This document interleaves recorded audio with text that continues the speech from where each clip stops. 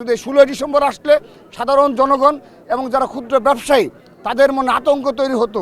শেখ মুজিবুর রহমানের ভাষণের মাধ্যমে তারা সাধারণ জনগণের মনোভাবের বিরুদ্ধে গিয়ে জোরপূর্বকভাবে তারা শোনাতে বাধ্য করত। ফ্যাসিস্ট মুক্ত বাংলাদেশে ধর্ম বর্ণ নির্বিশেষে সকল রাজনৈতিক দলের নেতৃবৃন্দ এবং সাধারণ জনগণ স্বতঃস্ফূর্তভাবে ছাত্র জনতা স্বতঃস্ফূর্তভাবে তারা জাতীয় স্মৃতিসৌধে শ্রদ্ধা নিবেদন করছে এবং একই সাথে এই শহীদ রাষ্ট্রপতি জিয়া রহমানের সমাধিতে লক্ষ লক্ষ সাধারণ জনগণ বিএনপি তার অঙ্গ সহযোগী নেতাকর্মীরা শ্রদ্ধা জানাচ্ছে।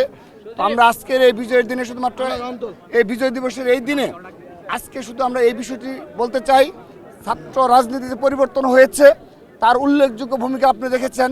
এই বিগত 5-7 দিনে বাংলাদেশে একটি জায়গাতেও এই বিজয় দিবস উদযাপন উপলক্ষে 1 টাকার চাঁদাবাজি হয়নি। অর্থাৎ এটি দ্বারা প্রমাণ হয় যে ছাত্র রাজনীতি গুণগত ধারায় পরিবর্তন হচ্ছে এবং আমরা সেই পরিবর্তনে ছাত্রদল নেতৃত্ব দিচ্ছে। ছাত্রদলের লক্ষ লক্ষ নেতাকর্মী সবাইকে আমরা সুসংগঠিতভাবে এবং এই রাষ্ট্র বিনির্মাণে এবং জুলাই আগস্টে তাদের ভূমিকাকে স্মরণ করে বিগত 15.5 বছরের ছাত্রদল যে রক্ত দিয়েছে সেই ভূমিকাকে সামনে রেখেই আমরা আগামীর বাংলাদেশ বিনির্মাণ করব। সেক্ষেত্রে ইতিমধ্যে ক্যাম্পাসগুলোতে ছাত্রদল যেভাবে সহনশীলতা রাজনীতি করে যাচ্ছে, ঠিক একইভাবে সারা দেশের জেলা, ওয়ার্ড, ইউনিয়ন, উপজেলা পর্যায়েও আমাদের সেই সহনশীল রাজনীতির উদাহরণ আমরা তৈরি করে যাচ্ছি।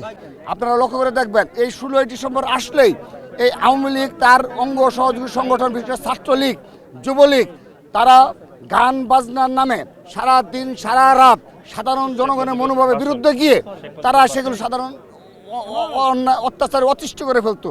বিশেষ করে শেখ মুজিবুর রহমানের ভাষণের মাধ্যমে তারা সাধারণ জনগণের মনোভাবের বিরুদ্ধে গিয়ে জোরপূর্বকভাবে তারা শোনাতে বাধ্য করত দিনের ঘন্টার পর ঘন্টা। তার চেয়ে বড় বিষয় ছিল তারা যে চাঁদাবাজি এবং সাধারণ জনগণের জীবনকে অতিষ্ঠ করে ফেলতো। যদি 16 ডিসেম্বর আসলে সাধারণ জনগণ এবং যারা ক্ষুদ্র ব্যবসায়ী তাদের মনে আতঙ্ক তৈরি হতো যে চাঁদাবাজদের কবল থেকে কীভাবে বাঁচা যায়। শুধু তাই নয়, এক্ষেত্রে তাদের পুলিশ বাহিনীও নির্বিকার ভূমিকা পালন করেছে দিনের পর দিন।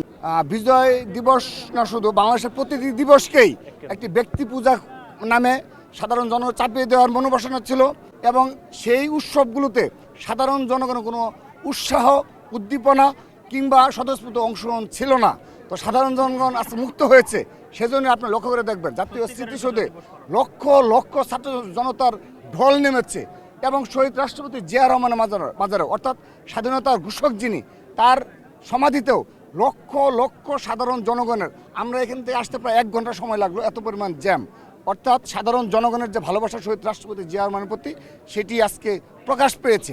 আমরা কোনো জোরপূর্বকভাবে কোথাও কাউকে একজন কর্মীকেও বলিনি যে একজন নিয়ে আসার জন্য, কিন্তু সাধারণ জনগণের ঢল নেমেছে, কারণ তারা বিশ্বাস করে এই দেশের প্রকৃত সাধারণ জনগণের দল হলো বিএনপি এবং শহীদ রাষ্ট্রপতি জিয়া রহমান এই বাংলাদেশের উন্নয়ন গণতন্ত্রের প্রতীক।